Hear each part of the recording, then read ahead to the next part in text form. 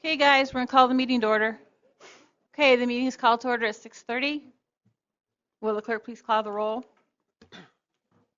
Eisenman, Here. Esri, Here. Furtado, Goss, Harper, Here. Ingram, King Taylor, Here. McGuire, Patterson, Here. Rector, Storr, Summers, Taylor, Here. Dorsland, Here. Tinsley, Vachaspati, Woken, Young, Clemens, Clifford, Cowart, Rosales. Okay, there is a quorum in the meeting. We'll proceed. My prayer for tonight comes from a 17th century nun. Keep me from fatal habit of thinking I must say something on every subject and on every occasion. Release me from craving to straighten out everybody's affairs. Make me thoughtful but not moody, helpful but not bossy. With my vast store of wisdom, it seems a pity not to use it all, but you know, Lord, that I want a few friends left at the end. Keep my mind free from the recital of endless details. Give me wings to get to the point. I dare not ask for improved memory, but for a growing humility when my memory seems to clash with the memories of others. Teach me the glorious lesson that occasionally I may be mistaken. Keep me reasonably sweet. I do not want to be a saint. Some of them are so hard to live with. But a sour old person is one of the crowning works of the devil. Give me the ability to see good things in unexpected places and talents in unexpected people. And give me, Lord, the grace to tell them so. Amen. We rise for the pledge, please.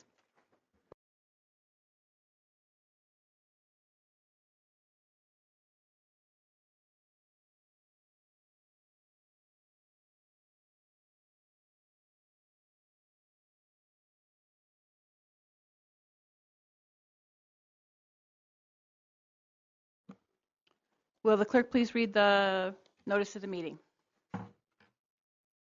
Right when you're getting a drink. Notice is hereby given that a regular meeting of the County Board, Champaign County, Illinois, will convene on January 24th, 2019 at 6:30 p.m. in the Lyle Shields Meeting Room, Brookings Administrative Center, 1776 East Washington Street, Urbana, Illinois, in said county for the purpose of allowing and ordering payments of claims against the county, receiving and acting upon reports of committees and such other matters as may be brought before said meeting, which said meeting shall continue in session from day to day until the completion of said business. Thank you. Okay, next is approval of the agenda. Does anyone want to remove anything from the consent agenda? Okay. Can I get a motion to approve the agenda?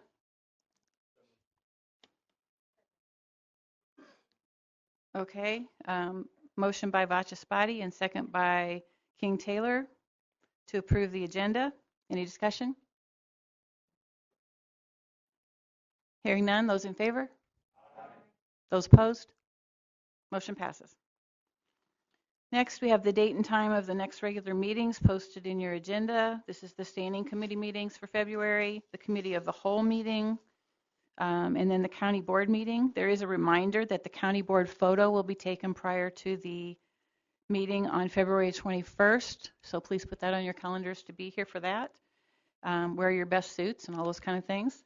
And then I just wanted to mention to the board, we don't have a study session listed for January, but starting in February, we'd like to have some study sessions. So those are on the calendar. We just haven't called any yet. So just to know that starting in February, we'll be doing that. Okay. Next is public participation.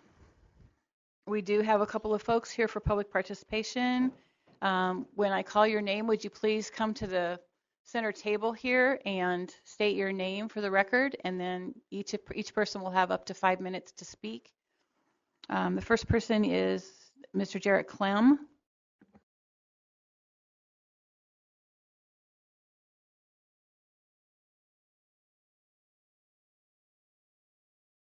Push the middle button, please. All right. Yep. Highly technical. First off, I'd like to thank everybody for your time, and thank you for your service on the board. My name's Jarrett Clem. I live just outside of Flatville, born and raised in Champaign County. I farm with my dad, and we raise livestock, my wife and I, my daughter, on our farm. And I'm the business manager of IBW Local 601, Champaign, Illinois. So we've got about 550 electricians that we represent throughout central Illinois, mainly in the Champaign, North Champaign area. I'd like to speak briefly on the solar farm that we're going to talk about hopefully later tonight. I assume that's on the agenda. A little bit about that. The economic opportunity that will come with that solar farm is amazing for the building trades for this area. We've had another solar farm that our local did. It's been about 5 or 6 years ago up in Grand Ridge, outside of Grand Ridge, Illinois. And I believe, I could be lying to you, but I think it's the biggest solar farm in Illinois right now. Is 180 acres. The economic impact in that area for that farm was incredible. But we're not just talking about tax dollars and the construction dollars, but we run a training program in our local with young individuals through the apprenticeship and program, that helps fund that apprenticeship for people to become electricians. I'm also the vice president of the East Central Illinois Building Construction Trades, and there's more impact than just electricians. There's laborers, operators. There'll be probably some iron workers and other people. So I just wanted to express my how good that this project could be for this area and what it would be for the construction industry, and really let you guys know that we are for that as the industry in the building trades, and hopefully you guys will really take a serious look at that. So I appreciate the time. Thank you very much. Okay, thank you. Next is Dorothy Vera Wise.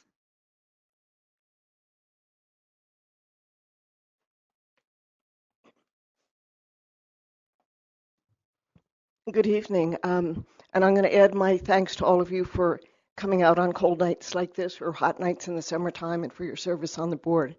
My name is Dottie Vera-Wise. I'm a retired physician and worked in public health. And with that perspective, I've dealt with both kind of planning things for individual patients and also on a public basis. And I know that it's generally much better to go ahead and do things that will keep people healthy and prevent illness than it is to try to deal with all the problems that come later. So I have a similar attitude towards how we should look at criminal justice and how we look at the jail, which is that basically I try to keep people out of the hospitals.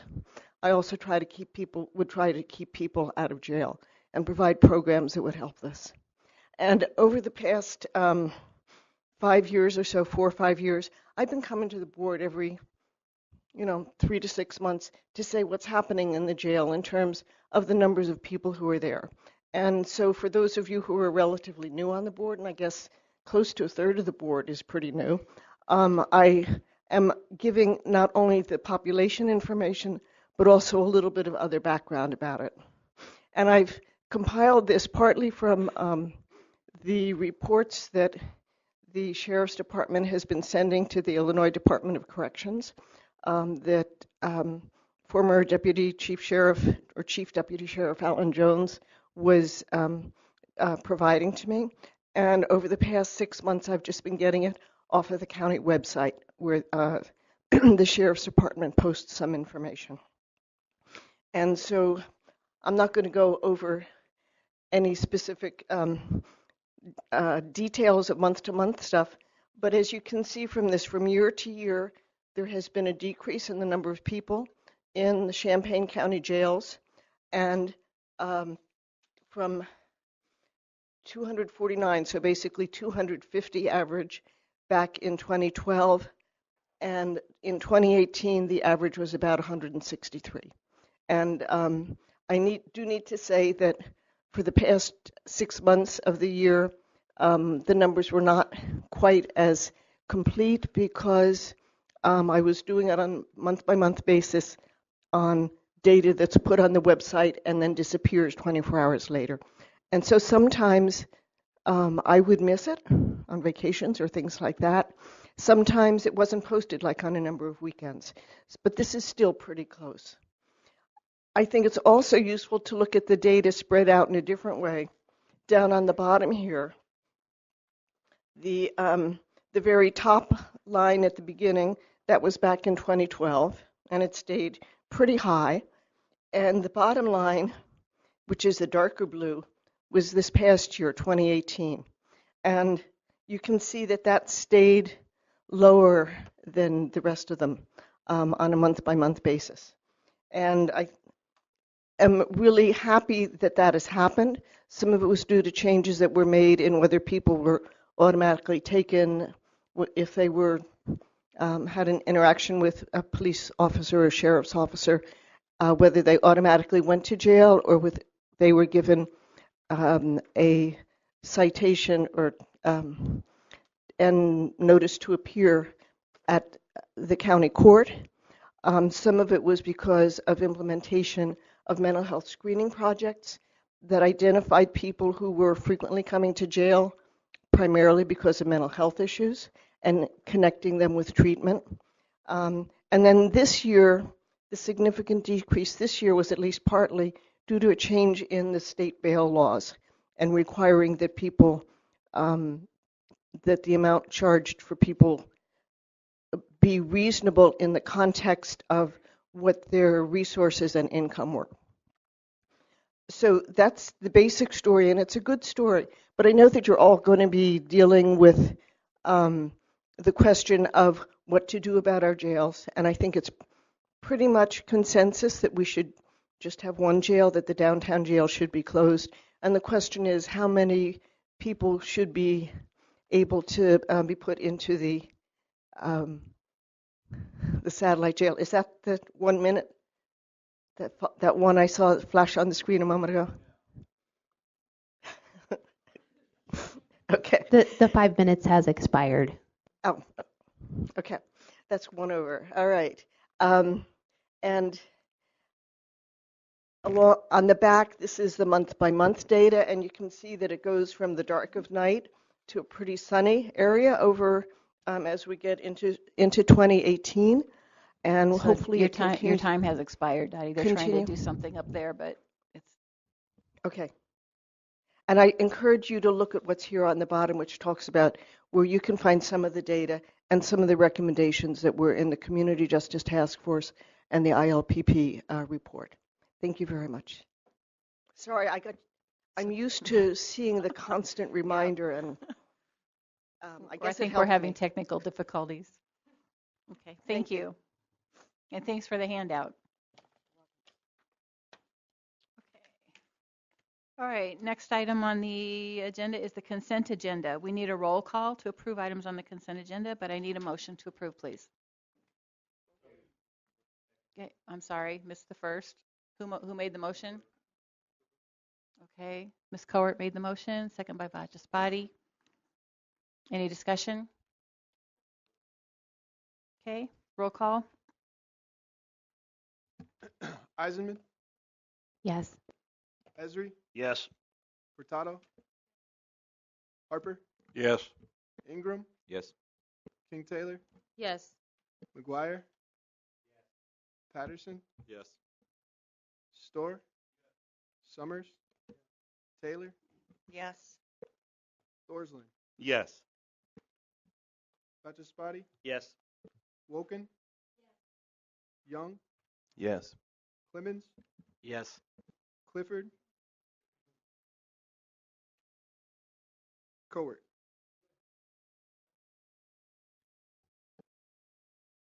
Okay, motion passes. Next is communications. Does any member of the board have any communications to share? Okay, seeing none, moving on. Next is approval of the minutes. Is there any opposition to doing omnibus motion for all of these minutes? Okay, can I get a motion to approve? Mr. Harper, approve. Mr. Thorsland, second. Any discussion? Those in favor? Those opposed? Motion passes. Next are the recommendations from the standing committees. Highway Transportation just has a summary of action taken at the meeting. It's accepted and placed on file.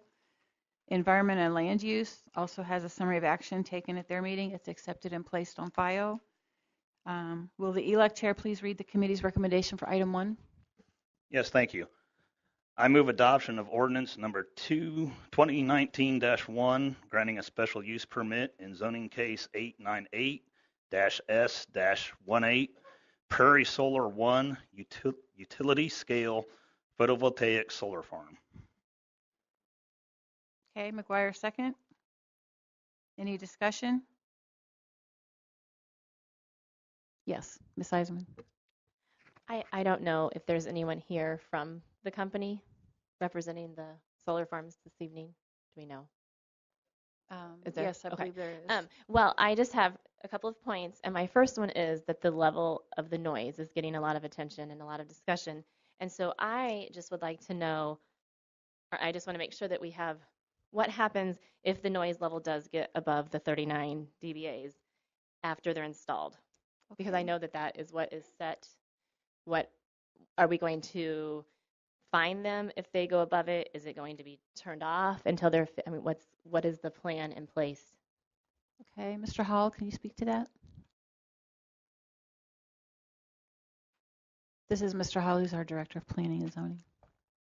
If we get valid complaints, which is to say complaints that seem to indicate there is a noise problem, our customary protocol is to go to ELUC, raise the issue with ELUC, and at whatever point ELUC is ready to authorize, we'll hire a noise consultant to do the study. And now this is actually written into the ordinance, and if we find a violation, then the company has to work with the county board to resolve the violation, and they have to reimburse us for the costs of the noise consultant. So I'm comfortable. I mean, that's what we do with noise. We're dealing with some noise problems right now, and the hard part there is deciding when to go to ELUC and take it up as a serious noise issue.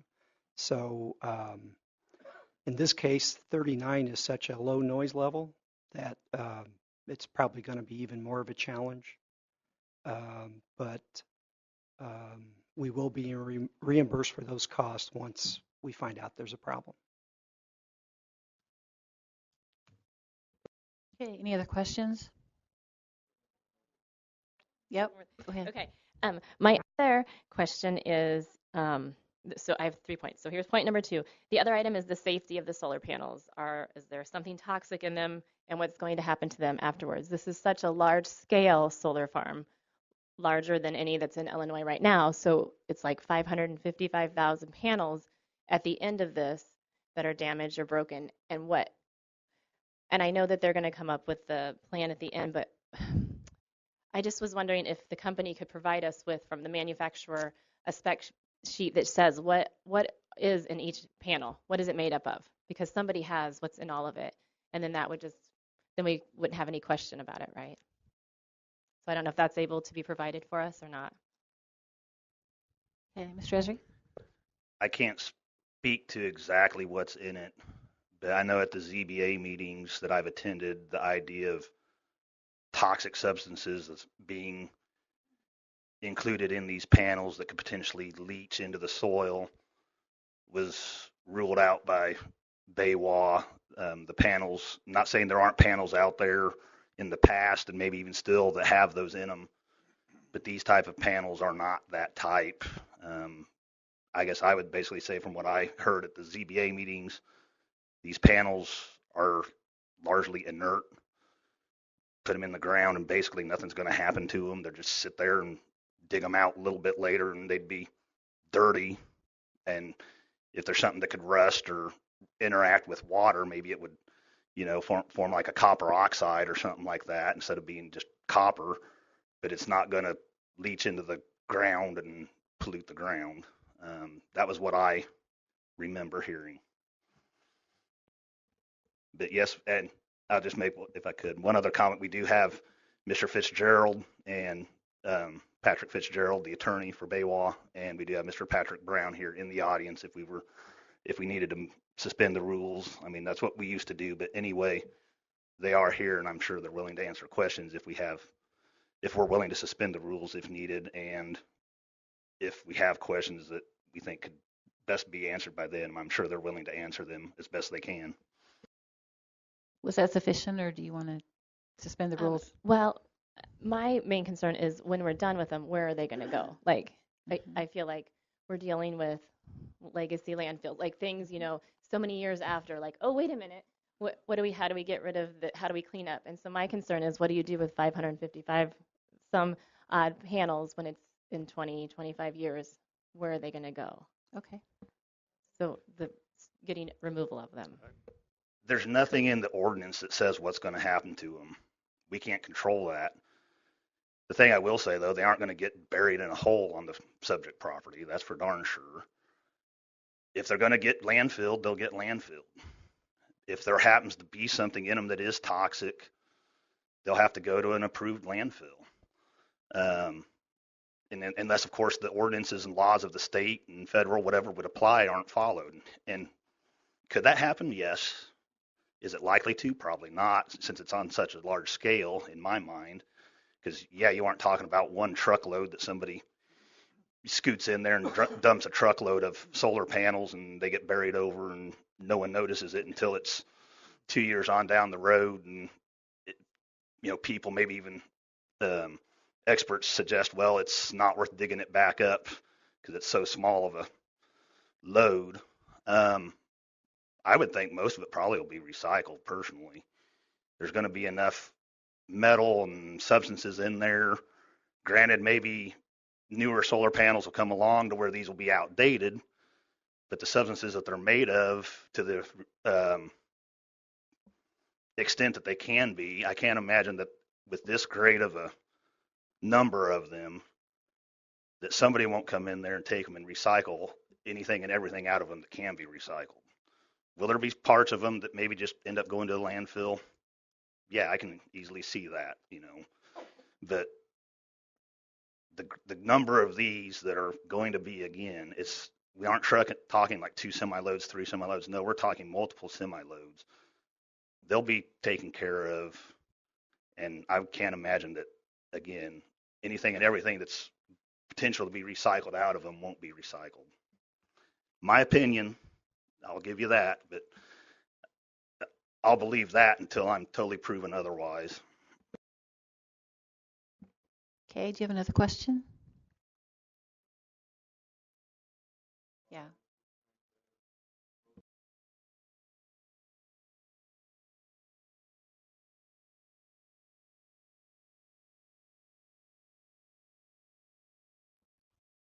Okay.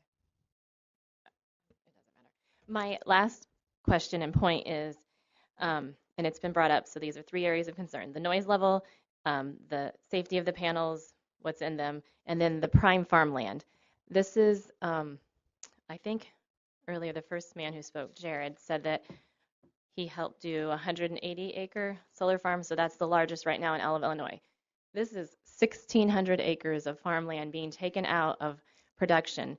And it's prime farmland. So people that aren't farmers, that's like some of the best farmland that there is. And so when you do that, you're trading off the benefits. And so it is going to affect farmers, the elevators, the people who sell the seed, the fertilized sprayers, the truckers, and all the farmers in that area that are doing it. And so my question is, I just want to know who is going to benefit from this solar energy. Like, is it staying local or is it not going to be local? Because it is going to affect the people locally and the farmers that may have been farming the land. If they didn't own that land, if they were just cash renting it, now they don't farm that anymore. So it's going to impact people in that area. And so I don't know, where is this energy going? Can we make sure that it's going to stay locally somehow to offset that Mr. Esri, do you want to respond to that? Thank you. When electricity is put on the grid, there's no real way of directing it to any one specific outlet. It's out there. This energy is going to be bought by entities who are looking for green energy credits, most likely, but who are looking for energy. If the county was wanting to go to Baywa and we had a big enough, I mean, I don't think they're going to be looking for, this is such a big proposed farm with enough megawatts that I don't think they're going to be looking for a household size. They don't want to, a million of us coming to them saying, and granted, millions is exaggerated, but they don't want a whole bunch of smaller accounts. But if we had one big enough account and we're looking for credits, I'm sure we could approach them and see if they wanted to sell us energy. If we could work out an agreement, they would. But ultimately, there's no way that we can control who buys this energy. It's green energy, and it's going out on the grid. If it is bought by a company out on the East Coast, the West Coast, wherever, it's green energy, and it's going out on the grid. The grid's all interconnected. I mean, ultimately, if you buy enough green energy credits to offset your own personal use, the actual electricity could be generated by the dirtiest coal-fired plant in the U.S. I mean, that could be ultimately where your power's generated from, but you could be buying the credits from a company elsewhere that produces green energy. The idea of, and it was brought up at ZBA, the idea of hurting the truckers, the elevator, with less grain going through the elevators, the truckers making less trips. 1,200 acres. That's what basically my dad and I farm. You take us away tomorrow, we're not going to be missed, other than maybe by the direct people that we dealt with.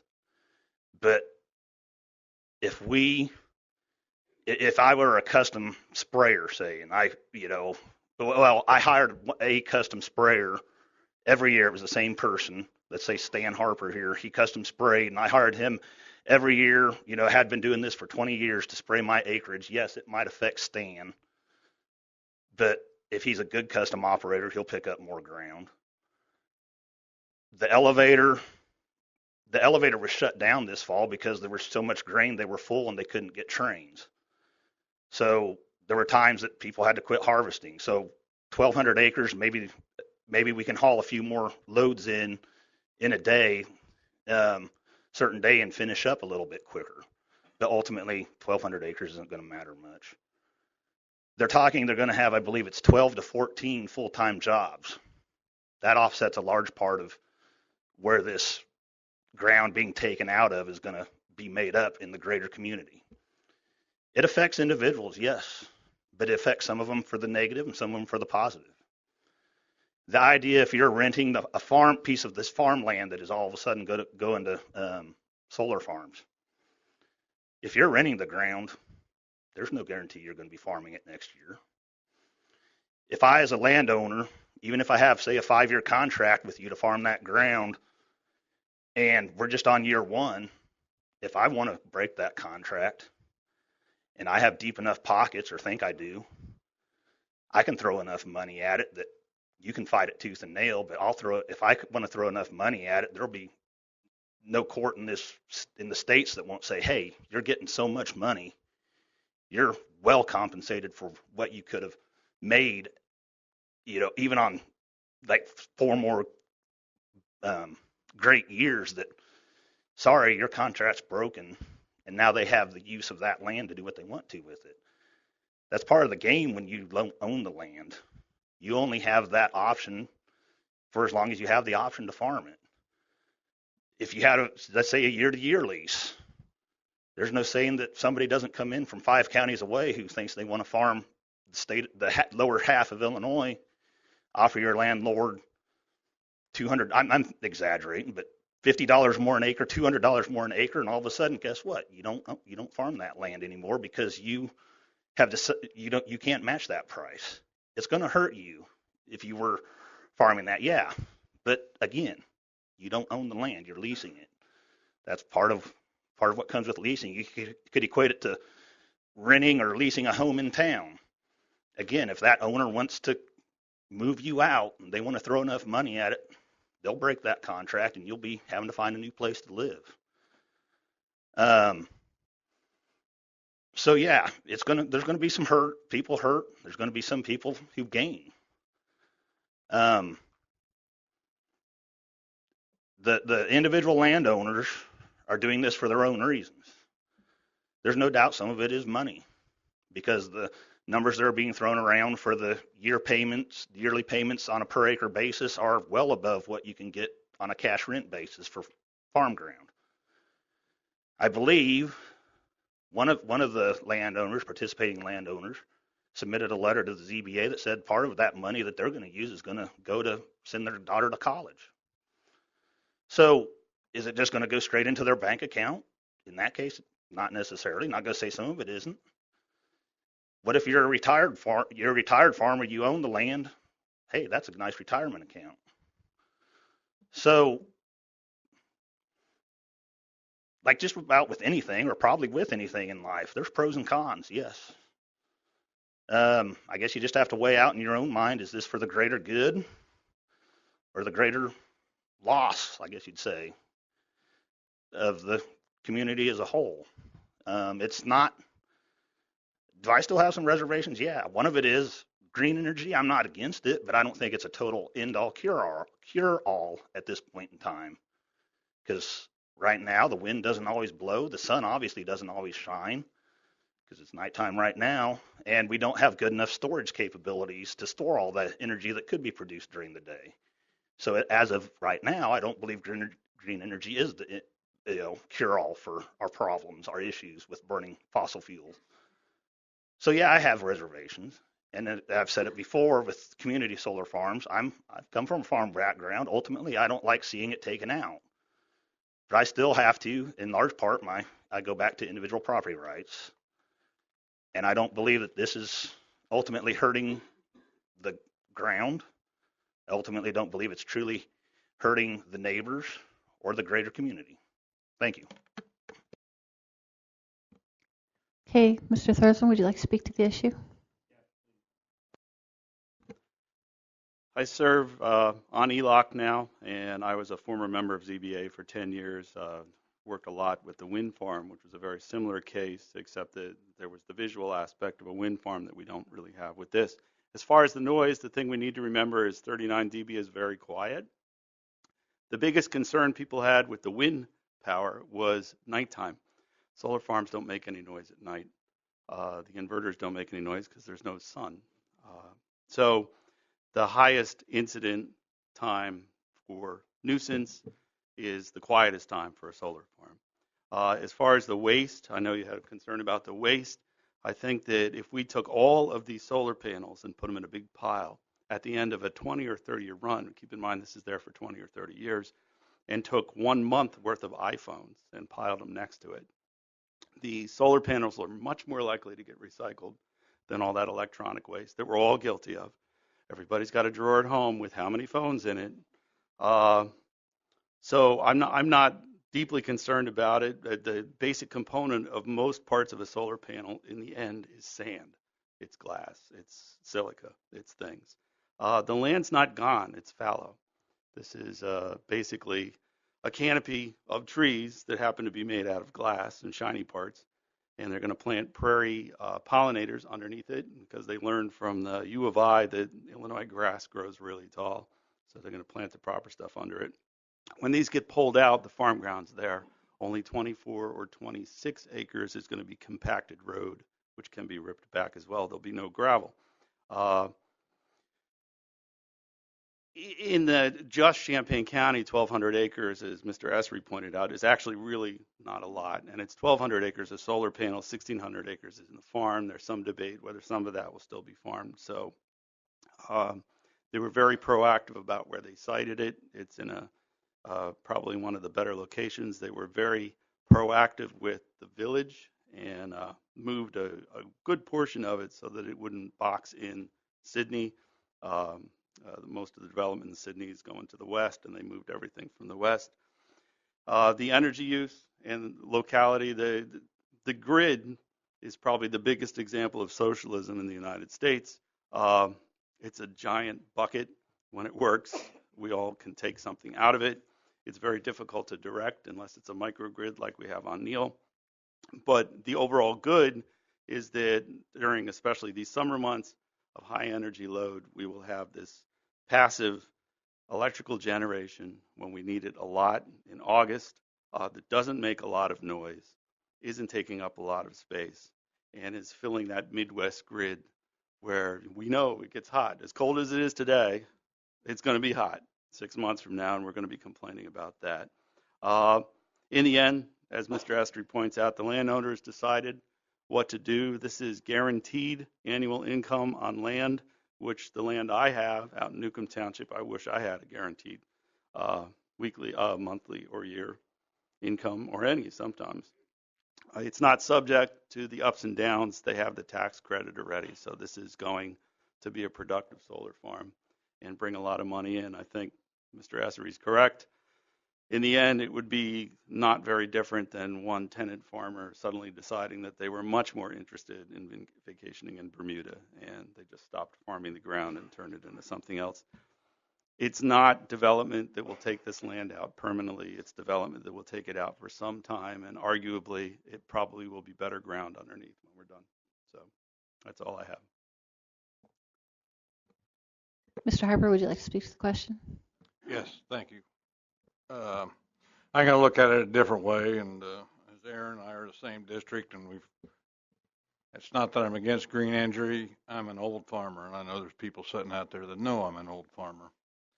My main thing is the drainage issue, and I came to the last ELUC meeting, and I thanked Mr. Brown after the meeting because they were addressing it. I don't know if it addresses everybody in the Sydney area, but my point would go to if they are going to do this somewhat of a pattern tile system, I would like to see that they could put a system in that could, it needs to be, the main needs to be done where it could be expandable, where it can hold the capacity, where down the road farms that aren't in this solar farm can tie into that through the drainage district. I don't know. Aaron and I talked today. I believe they are working with the drainage districts. Bring the drainage. I think there's 2 districts that are involved in this. I would like to see them be involved in this whole planning situation, as well as some of the landowners and tenants in that area that know how that water runs through there. Because having lived here my whole life, and everybody needs to remember Champaign County was swamp, and for us to try to grow a crop out of it, drainage is a huge, huge issue. And I would like to see those points addressed. As I said, I've not been a big fan of solar farms, but I'm pleased to see that Baywa has addressed or looking at addressing this. And like Mr. Thorsland said, the village complained. They've moved it all to the east side of Sydney. And again, would I want to live in it? Nope. But that's yes, I have major reservations, but I hope they do look at these issues. Thank you. Okay, Mr. Storr? Thank you. It occurred to me as the discussion was occurring that there's generally thought to be that there'll be no adverse effect on the soil because of the solar farm. And I have not heard any actual body say anything that amounts to evidence to this effect. And I'm a little concerned that that although we make assumptions that about what we might expect, I've spent part of my career looking at engineering failures where this was the key mistake that was made, assuming that something was going to happen but it wasn't tested. And I wonder if the folks that are putting this in are going to do or any sort of agronomic testing, or if they would cooperate with the university to do agronomic testing. Okay, Mr. Esri, can you speak to that? Thank you. The only things, okay, that I know of, the roads Mr. Thorsland mentioned, they're going to be compacted dirt. They aren't hauling in rock even to lay down to make these roads like accessible if it's wet. If it's wet and they truly need to get in there, I guess they'll rut it up. But we as farmers, if we have to go, especially when we're harvesting, you can't plant when it's just mud, but when you're harvesting and you got to go, we go out there and we rut it up ourselves. Ruts can be taken care of with time and tillage. The freeze-thaw cycle is probably one of the best ways of taking care of ruts. The compacted soil, again, it freeze-thaw and rippers go deep enough you can break the compaction out of it. There will be some concrete, minimal, I believe, where they're putting the inverters. Concrete, I believe, well, clean concrete, as far as I know. Clean meaning there's not even any steel rebar in it or wire mesh. As far as I know, clean concrete, you can still dig a hole and just bury it in your backyard if you want to, because it's considered basically inert. It's like a rock that you put there, so what's going to come of it? I could be wrong, but last I knew, you could do that with clean concrete. But concrete can be removed and hauled away, and it can be recycled, even crushed and used in new concrete or driveways or whatever.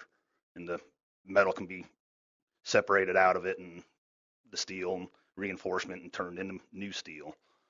That would leave, I guess, the wire, there'll be some wire put in the ground.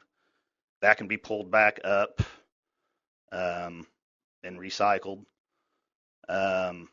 Granted, there'll be ditches dug to put that wire in, so you will be disturbing the ground. But we're going to be disturbed. The ground's going to be disturbed by putting the tile in. But ultimately, and that does mix some of the clay subsoil with some of the topsoil. So maybe right there above the tile, the soil isn't quite as good for growing the crops.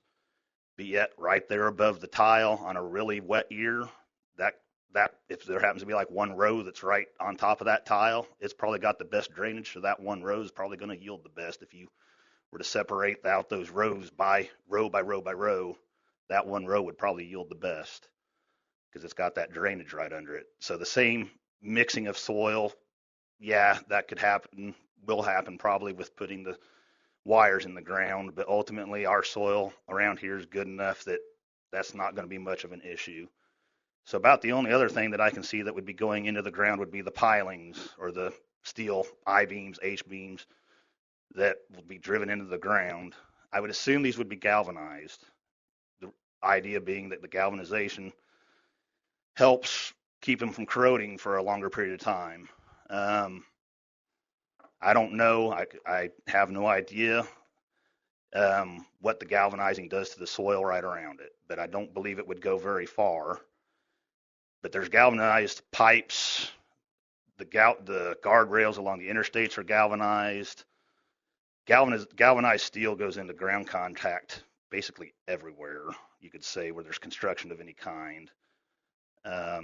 So I guess if it's going to be a problem out here, we probably better make it a problem everywhere because there's a lot of it out there. Pull it out, and okay, I guess maybe if it's affected the soil right around it, I don't believe it's going to be a very big area. So not going to say there can't be a study done, but in my mind, there's not going to be much need for a study. I believe, though, and I'll just leave it at that. Thanks. Ms. Furtado? Just real quick, I just wanted to remind us all that this was a unanimous vote, a yes vote in ELUC. But just sort of kudos to Mr. Esri because he felt we shouldn't just put it on the consent agenda, that it was important enough to bring for the whole body to talk about. But everybody on ELUC was unanimous in supporting it. But he felt like folks would want to have talk about it a little bit, and I think he was right.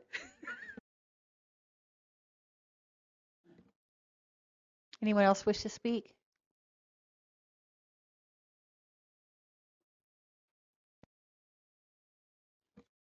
So this vote will require a simple majority, but it does require a roll call. Eisenman, No. Esri, Yes. Hurtado, Harper, No. Ingram, Yes. King Taylor, Yes. McGuire, Patterson, Yes. Storr, Summers, Taylor, Yes. Thorsland, Yes. Batchespati, Yes. Woken, Young, Clemens, Yes. Cowart. Okay, motion passes. Thank you. Next, we go down to areas of responsibility from the Committee of the Whole. The first item is summary of action taken from the Committee of the Whole, which is accepted and placed on file. The Finance Committee, let's see, will the Finance Chair please read the committee's recommendation for item 1?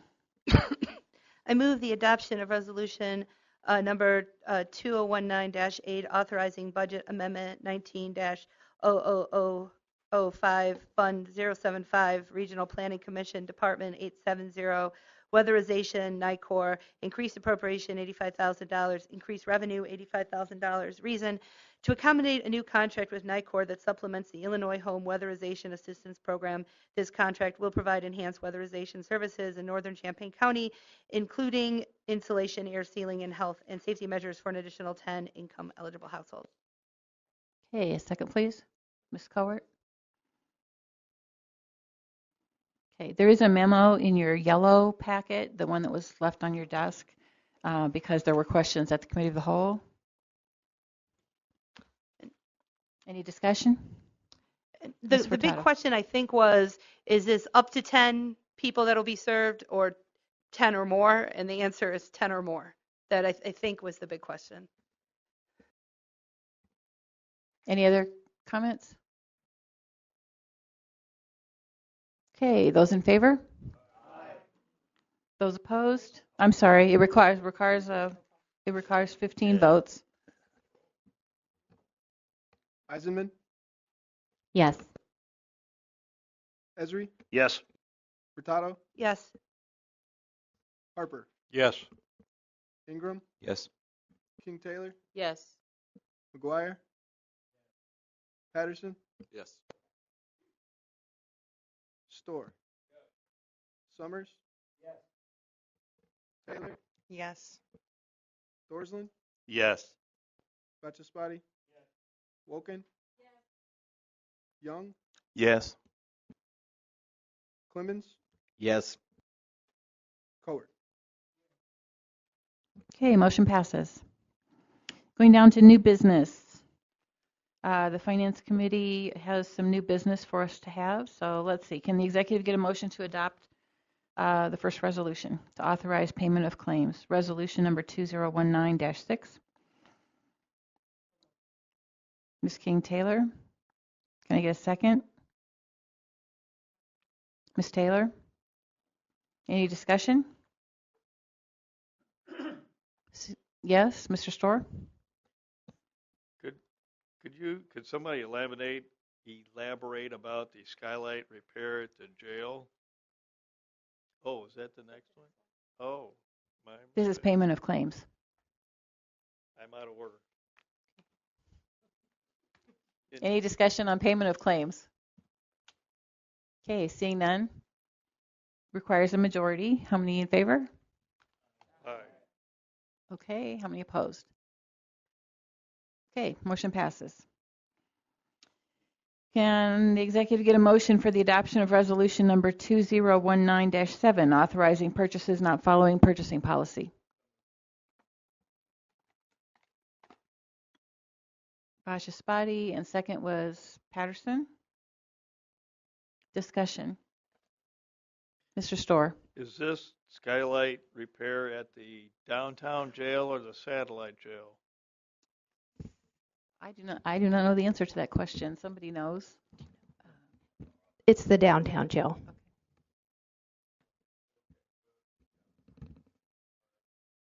Okay.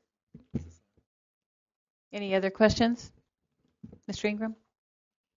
Since we have the auditor here, I was a little curious about the top two lines, no purchase order issued on page 62, particularly that $50,000 line. I wonder if you could maybe elaborate a little bit on how that happened and maybe why it was not done in order or procedure. Sure. The county has a purchasing policy that requires 3 bids for purchases over $5,000. That's imposed on administrative services, of course. Elected officials are encouraged to follow that policy, and most tend to state they try to. So in the case of the circuit clerk having a computer purchase that's above $50,000, there was no purchase order. The purpose of having the purchase orders to avail ourselves of the volume discounts and savings from previously negotiated contracts. Okay. I guess did that amount of money then seem in line? Is that too much money, or I mean, what? I did look. I delved into that, and because computers are kind of a commodity, if the specifications are the same, the existing contract by the county would have saved us some money. The other vendor would have cost about $31,000 as opposed to the purchase of a different brand, which resulted in a charge of $26,000 more.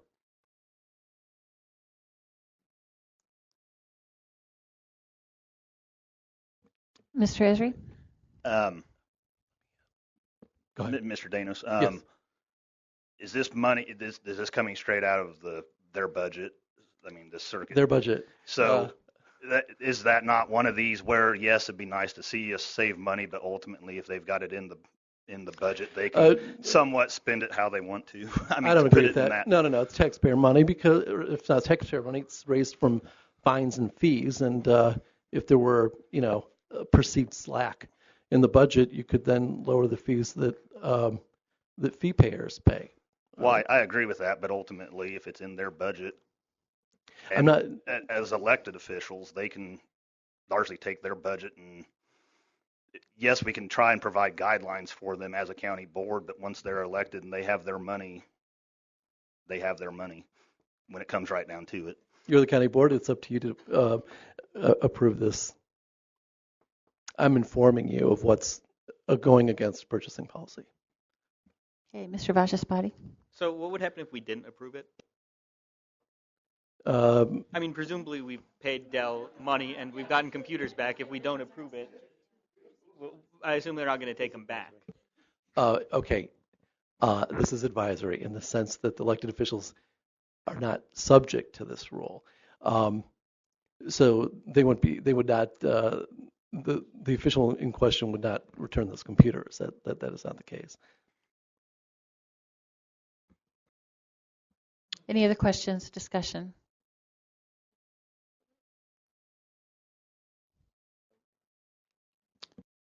Seeing none, this requires a simple majority. Those in favor? Those opposed? Okay, motion passes. Item 3 is a memorandum from the Deputy Chief County Auditor regarding the promissory note, which are the next 2 items, just for information.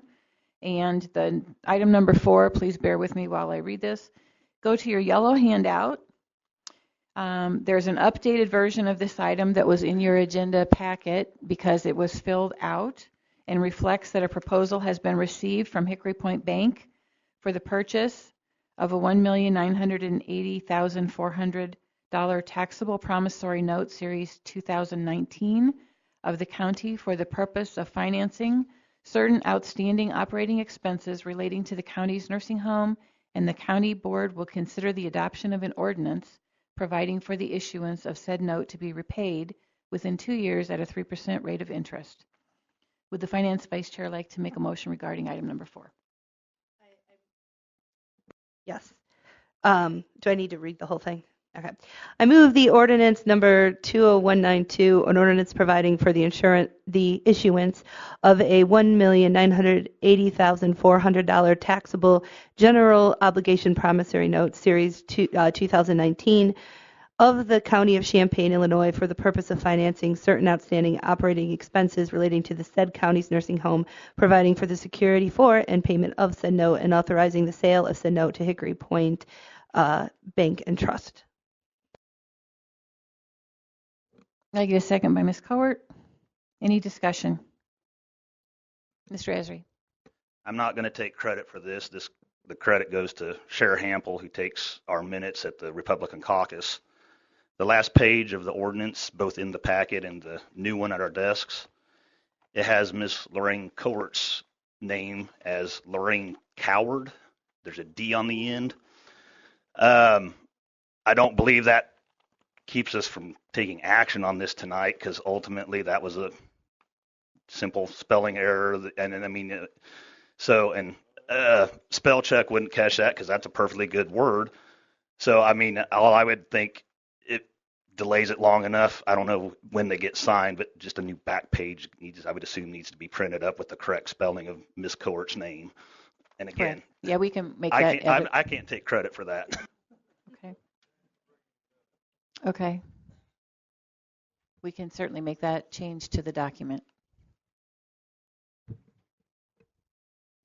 Any further discussion? Mr. McGuire? I have a point of order.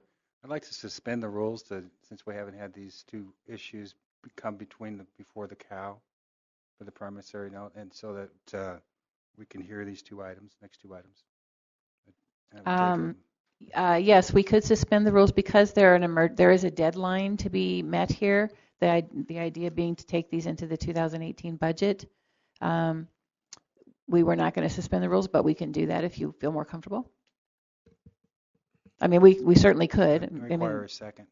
Yeah. And I'd like to roll Mr. call Esri, you want to make a second to suspending the rules? You made mention of the 18 budget. These are 19 budget, are they not? Since they're 2019-2 and 2019-9. So these are 19 budget issues. Tammy, do you want to speak to that, please? These are budget amendments to the 2019 budget. We have already transferred the funds to the nursing home, and that was from the 2018 budget. So this is a budget amendment and a promissory note that will be an impact to 2019.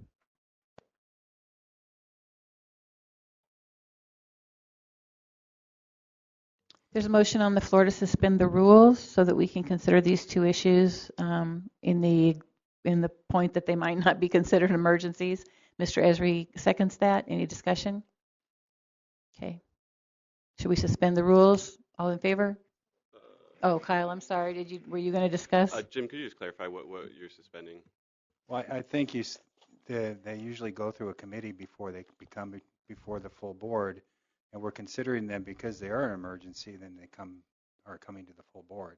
So yeah, these are usually the county board rules state that you would only bring them if they were an emergency without going through the committee.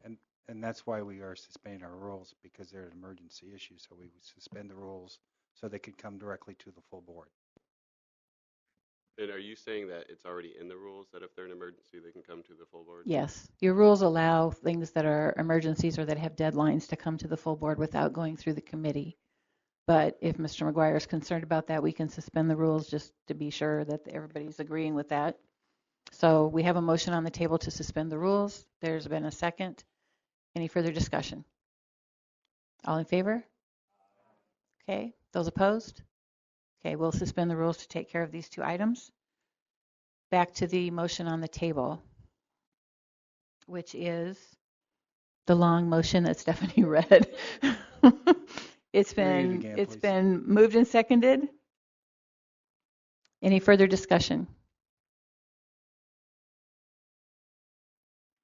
Okay, hearing none, this requires a majority with a roll call. Eisenman. Yes. Esri. Yes. Furtado. Yes. Harper. No. Ingram. Yes. King Taylor. Yes. McGuire. Patterson. Yes. Storr. Summers. Taylor. Yes. Thorsland. Yes. Bachaspati. Yes. Woken. Young, Yes. Clemens, No. Cowart.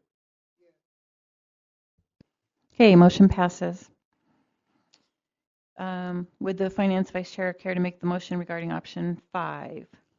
Yes, and this it's the one in your yellow packet still. Adoption of resolution number 2019-9 authorizing budget amendment 19-00010, Fund 080, General Corporate Department 013, Debt Service, increased appropriations 2,049,900, increased revenue 1,980,400. Reason budget amendment to receive revenue from insurance of a taxable general obligation promissory note issued for the purpose of managing general fund cash flow after transferring funds to the nursing home for the payment of outstanding accounts payable and appropriation to repay the principal amount of the note plus related interest and issuance costs. Mr. Patterson gives a second. Okay. Is there any discussion? Mrs. Eisman. I just have a quick question, and I just might not be following it. No, on the pink chart or the pink form, the increased appropriations is $2,079,750,000, and then on the yellow it's $2,049,000. What? So Tammy could speak to this, but it's basically when the pink chart was put together, we didn't, well, I'll just let Tammy describe it. Okay. The yellow packet reflects the actual results of the bid. So we just needed to get this on the agenda, so we made some assumptions, and now we have provided you with the updated outcome of the bid results. And to Tammy's credit, she tried to be the most, I don't know what the word is, conservative, give us the worst case scenario, and the bid came in lower, almost $30,000 lower than she had projected, which is great, right? So it was less than what she initially thought, or she gave us the worst case scenario. Further discussion?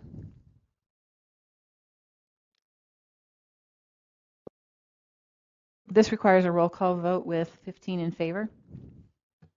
Eisenman, Yes. Esri, Yes. Furtado, Harper, No. Ingram, Yes. King Taylor, Yes. McGuire, Patterson, Yes. Storr, Summers, Taylor, Yes. Thorsland, Yes. Batchespati, Yes. Wilkin, Young, Yes. Clemens, Yes. and Cowart. Okay, motion carries. Thank you. Is there any other business to bring before the board? Seeing none, this meeting is adjourned.